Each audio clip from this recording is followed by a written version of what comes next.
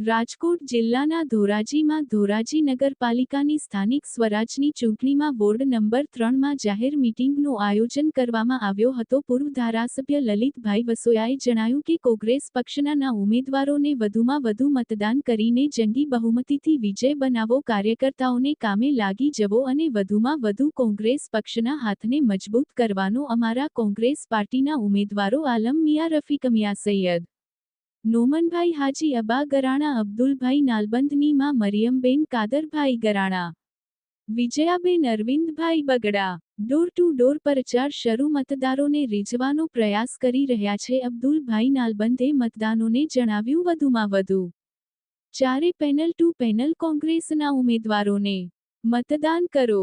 આ તકે અનવર શાહ, બાપુ બિલ્ડર, યાસીનભાઈ નાલબંધ, મકબૂલભાઈ ગરાણા, એજાઝભાઈ નાલબંધ, રફીક બાપુ, સૈયદ હનીફભાઈ ગરાણા, સિરાજભાઈ બાટલાવાળા, હુસેનભાઈ જાનખા, અરવિંદભાઈ બગડા, મુનીરભાઈ ગરાણા, અનવરભાઈ ફુલવારા, અશ્કરબાપુ, સૈયદ ઇમરાનભાઈ ગરાણ, ફર્નિચરવાળા, સૈયદ એજાઝ બાપુ ડુંગળીવાળા, યામીનભાઈ નાલબંધ સહિતના લોકો બોરી સંખ્યામાં ભાઈઓ અને બહેનોને કાર્યકર્તાઓ હાજર રહ્યા હતા.